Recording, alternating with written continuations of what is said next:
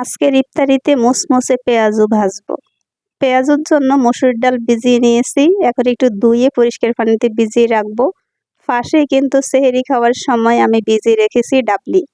এই ডাবলিটা আমাদের দেশীয় নয়, এটা ইন্ডিয়ান একটা ডাবলি, বেশ বড় বড় হয়, সেদ্ধ করার পরে আরও বড় হবে। আর এখান দিয়ে আমি সবগুলোকে পানি দিয়ে ভিজিয়ে রাখি বিকেলের জন্য।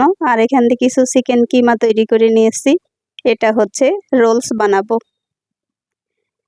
চিকেন কিমা তৈরি থাকলে অনেকগুলো রেসিপি তৈরি করা যায়, তবে সেটা কিন্তু একেবারে ঝটপট ইফতারের সময় একটু গরম গরম কিছু রান্না করে দিলে বাচ্চারা বেশ খুশি হয়, যেটা আমার কাছেও ভালো লাগে। আর আমার ছেলে মেয়েরা মুড়ি মাখা খেতে চায় না, তাই আমার অনেক বেশি কষ্ট, সব খালি ফাস্টফুডের জিনিস তৈরি করে দিতে হয়। যাই হোক, আমি এখন চিকেন কিমা দিয়ে বেশ কিছু রোলস বানিয়ে রেখে দিব, যেগুলো আমার 2-3 দিন চলে যাবে। আর আমি একটু বড় সাইজ করে বানাচ্ছি এই জন্য, যাতে করে একটা খেলেই পেট ভরে যায়, সাথে তো আর অনেক কিছু থাকবে।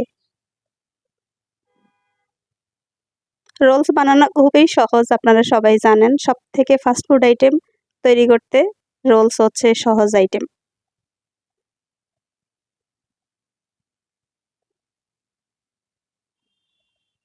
নর্মাল রুটি দিয়ে একদম ঠিক এরকম করে ফোল্ড করে আপনি যেই কোনো সাইজের যেই কোনো শেপেই তৈরি করা যায়, বাট আমি এই শেপে তৈরি করছি। সবগুলো বানানো শেষ, এখন এগুলোকে প্রিজার্ভ করব, ফ্রোজেন করার জন্য কিছু রেখে দিব, আর বিকালে ইফতারের জন্য কিছু রেখে দিব।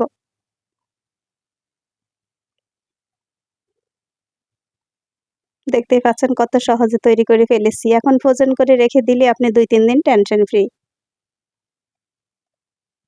বিকালবেলা ইফতারের সময় মাথা পুরা এলোমেলো, অনেক আইটেম ইফতার ভাজতে হয়, ভাজতে ভাজতে মনে হয় কুল পাওয়া যাচ্ছে না। তারপরেও একে সবগুলো ইফতারের আগ মুহূর্তে মানে ভিডিও করাটা এতটাই টাফ হয়ে দাঁড়ায়। তারপর আপনাদের সঙ্গে একটু একটু শেয়ার করছি। এই যে 3টা রোলস ভেজে নিয়েছি, বেগুনি ভেজে নিয়েছি। এই যে সেই ছোলার কিছু অংশ আমি পেঁয়াজ আর কাঁচামরিচ দিয়ে হাতে মাখাবো।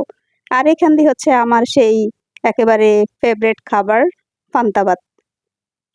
ইফতারে সব কিছুই থাকবে, বাট আমি পান্তা ভাত দিয়ে ইফতার করি।